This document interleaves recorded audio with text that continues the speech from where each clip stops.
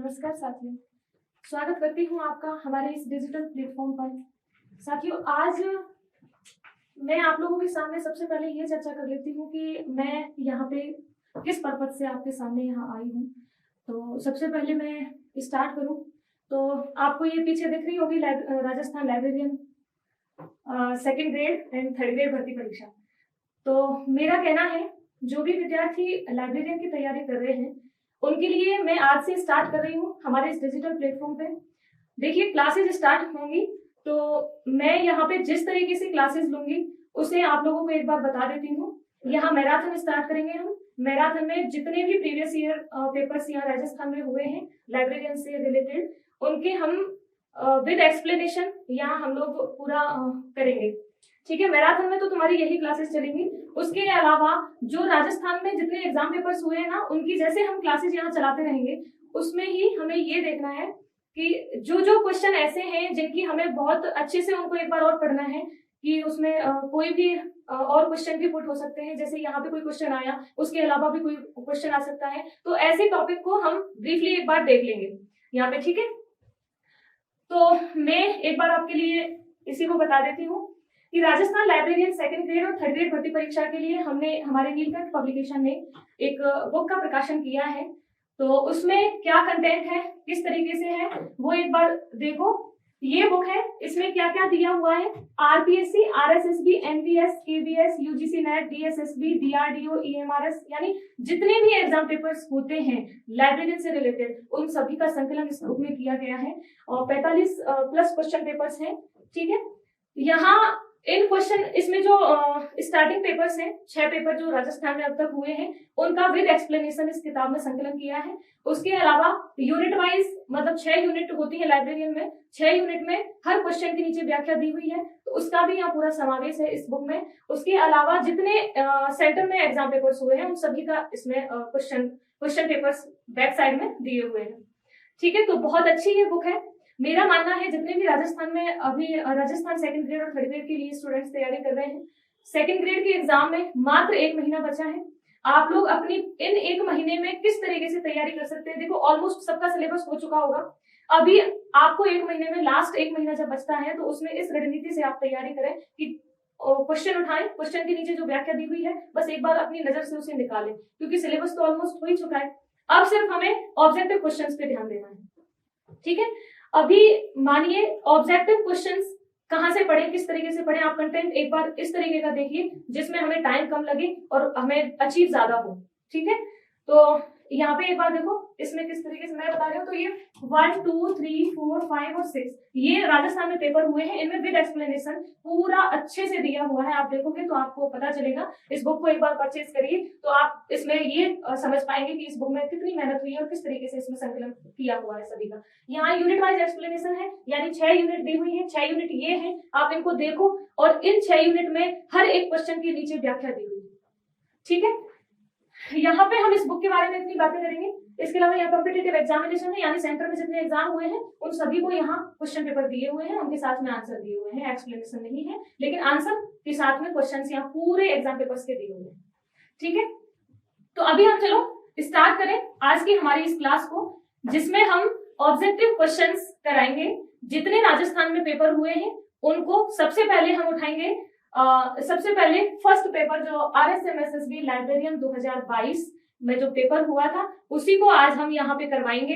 किस तरीके से कराएंगे वो एक बार आप लोग देखते रहिए, हमारे साथ जुड़े, चैनल को सब्सक्राइब करें, बेल आइकन को प्रेस करें, आपको सारे नोटिफिकेशन मिलते रहेंगे।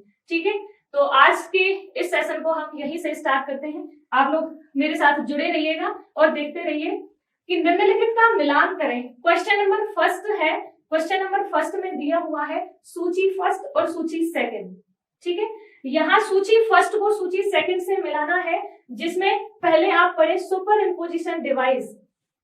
ये क्या है, इसे आप लोग पहले अपने दिमाग में रियलाइज करें कि इसमें क्या पूछा गया है। सुपर इम्पोजिशन डिवाइस को हम लोग इनसे जोड़ें, तो इनसे किस प्रकार जोड़ें आपने पढ़े होंगे। Super imposition device, subject device, system और स्पेशल डिवाइस और निमोनिक डिवाइस, राइट। ये आपने चारों पढ़े होंगे। इनको हमें इसके साथ में जोड़ना है, तो जोड़ते हुए हमें ये देखना है कि कौन सा किस तरीके से इसमें जुड़ेगा। ठीक है, तो आप लोग बताइए मुझे कि कौन सा ए को किससे जोड़े, बी को किससे जोड़े और सी को किससे और देन डी को किससे जोड़े। ठीक है, अभी हम स्टार्ट करें तो देखो super imposition device. Super imposition का मतलब क्या होता है, आप मुझे एक बार बताओ सुपर इम्पोजिशन का मतलब क्या होता है। तो सुपर इम्पोजिशन का शाब्दिक अर्थ जो होता है वो अध्यारोपित करना होता है, यानी हम किसी एक चीज को दूसरी चीज के साथ में जोड़ना।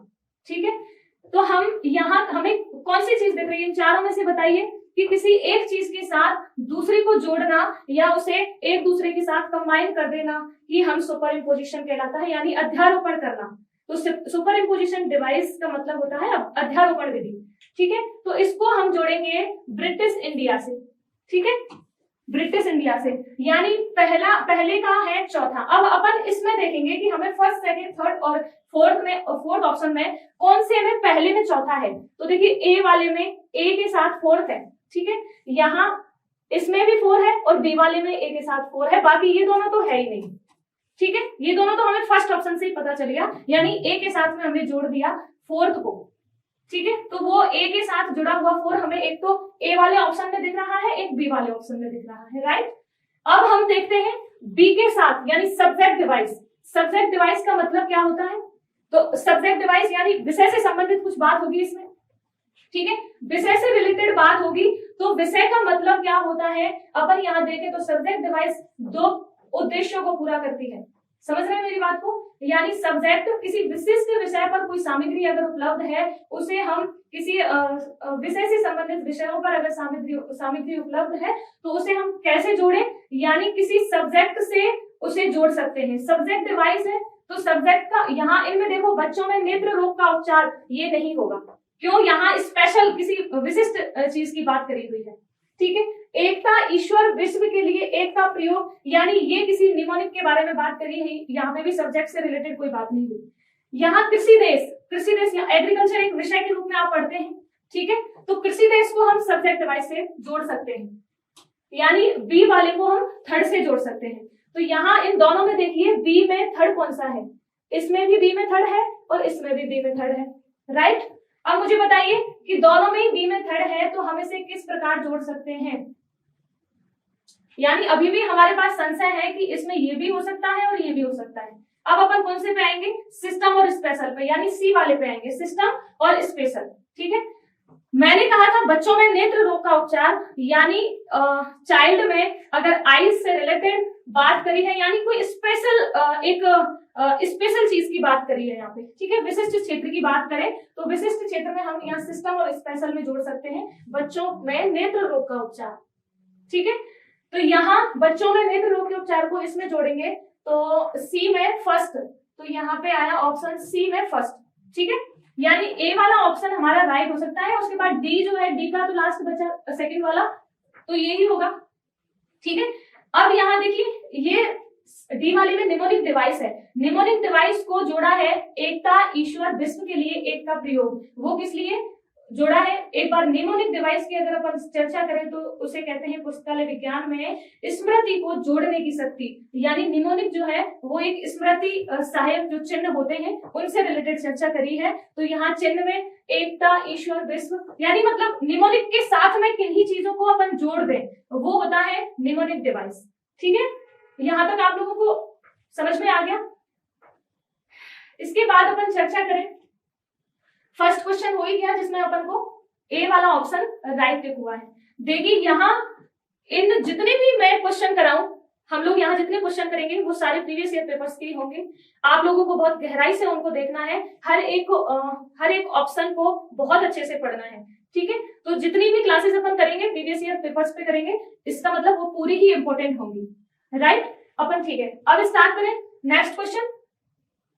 देखिए यहाँ थोड़ी सी इसकी व्याख्या भी कर दी है, व्याख्या में अपन एक बार इसे पूरा देख लें, फर्स्ट क्वेश्चन से रिलेटेड है, क्योंकि यहाँ हो सकता है, देखिए हम इतना नहीं कहेंगे कि अभी यहाँ पे ये डिवाइसेस दी हैं तो इनके साथ में ये जोड़ दिया, ऐसे ही एज इट इज क्वेश्चन आ सकता है, ऐसा नहीं है कि भाई एज इट इज क्वेश्चन अपन को मिल जाए, हो सकता है आ भी जाए, नहीं भी हो सकता है। तो ऐसा देखो सुपर इम्पोजिशन डिवाइस से क्या तात्पर्य है, उसके साथ 4 ऑप्शन जोड़ दें, ठीक है, यानी सब्जेक्ट डिवाइस से क्या तात्पर्य है। इसलिए यहाँ पे मैंने थोड़ा सा आपको अच्छे से एक्सप्लेन दिखाने के लिए मैंने नेक्स्ट स्लाइड में इसका पूरा एक्सप्लेनेशन किया है। ऐसे ही एक्सप्लेनेशन आपको हमारी उस बुक में मिलेगा जिसका मैंने आपको अभी थोड़ी देर पहले बताया था कि सेकंड ग्रेड लाइब्रेरियन के लिए एनके पब्लिकेशन ने पब्लिश की है।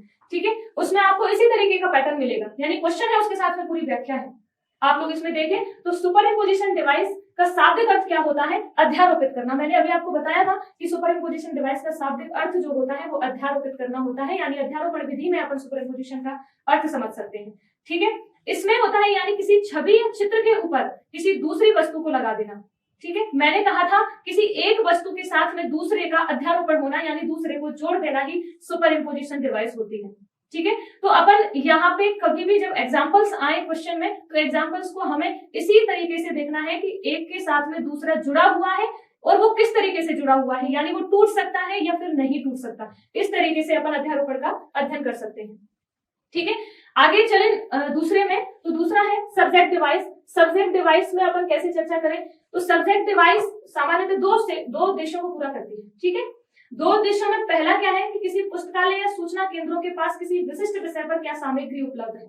ठीक है, यानी अपन कहें तो जैसे मान लो किसी एक लाइब्रेरी में एक विषय के ऊपर कौन सी सामग्री उपलब्ध है उससे अपन चर्चा कर सकते हैं, या फिर किसी विषय से संबंधित विषयों पर क्या हमें मैटर वहां उपलब्ध हो सकता है उन पर अपन चर्चा कर सकते हैं। ठीक है, यहाँ जब हमने क्वेश्चन में बात करी थी तो सब्जेक्ट डिवाइस को अपन ने जोड़ा था कृषि देश से।